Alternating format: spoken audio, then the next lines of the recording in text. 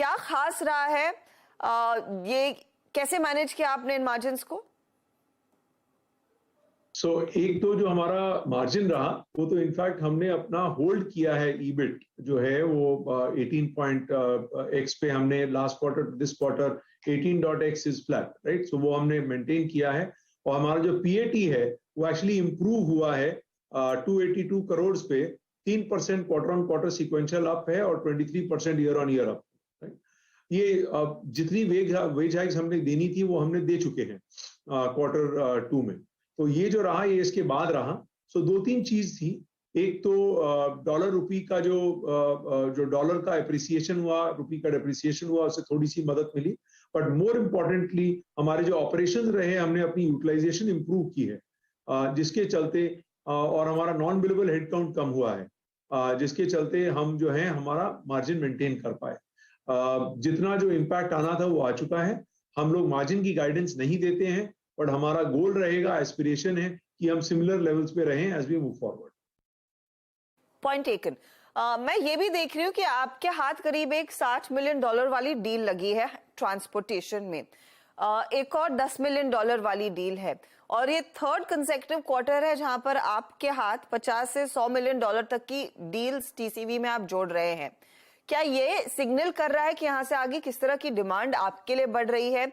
और largely guidance के front पर भी आपने कांस्टेंट करेंसी में 15.5 से 16.5% की ग्रोथ की बात की है। Are these deals a factor to that? देखिए, एक तो ये डेवलपिंग सिनारियो है, right. This is a reality. Volatile है, ये भी रियलिटी है, राइट। बट जहां तक कि आज दिख रहा है, हमें कॉन्फिडेंस है कि हम लोग ये कर पाएंगे। देखिए, हमने आपको लास्ट ईयर सितंबर में कहा था कि हम Q2 Q3 में $1 billion company, run rate company बन जाएंगे। तब उसके बाद सब ने ताबड़तोड़ मेहनत की, एक साथ पूरी कंपनी में सब लोगों ने मिलके जुट के की, जिसके चलते Q2 में हम ये अचीव कर पाए। हमें अभी भी कॉन्फिडेंस है कि FY25 में हम $1.5 बिलियन रन रेट पहुंच पाएंगे। So as far as we are concerned, engineering is all about change. So जहां change होगा वहां engineering होगी, and therefore we are fairly comfortable and confident about. Finally mister Chadha, US और European markets में किस तरह की स्थिति है? Because Europe per se is going through a lot of pain. US में चिंता है रिसेशन आएगा, बाकी सब लोगों ने कहा है, जो दिग्गज आईटी कंपनियां हैं, they are not really confident of the environment. आपके लिए फीलर्स क्या मिल रहे हैं? देखिए, जहां तक कि 3-4 चीजें हो रही हैं इस वर्ल्ड में जो कि कंटिन्यूअसली, जिसके लिए कुछ टेलविंड्स आएंगी स्पेंड में। एक तो एनर्जी ट्रांजिशन हो रहा है, इलेक्ट्रिक व्हीकल्स आ रही हैं, लोग ऑयल फायर्ड से गैस फायर्ड से ऑयल फायर्ड प्लांट्स कर रहे हैं यूरोप में। ग्रीन एनर्जी के ऊपर में स्पेंड हो रहा है। एक है जहां पे स्पेंड बरकरार रहेगा और बढ़ेगा। दूसरा जो है वो ये है कि लोकलाइज सप्लाई चेन्स डेवलप हो रही हैं। कोविड ने सिखाया देशों को कि अपने देश में मैन्युफैक्चरिंग होना चाहिए, लोकल सप्लाई चेन होनी चाहिए।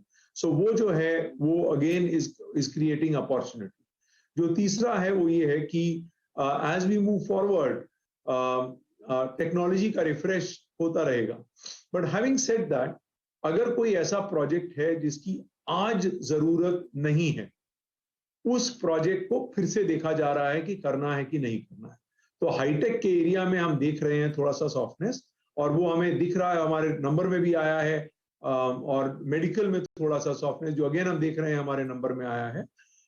As far as we are concerned, हमारे क्लाइंट्स आर कंसर्न, तो हमें थोड़ा सा वहां दिख रहा है। तो it is again proceed with caution but keep smiling. Proceed with caution and keep smiling. Wish you all the very best, Mr. Chadda, and I hope that smile sustains और सिचुएशन यहाँ से खराब ना हो। All the very best. अगले quarter आपसे फिर मुलाकात होगी।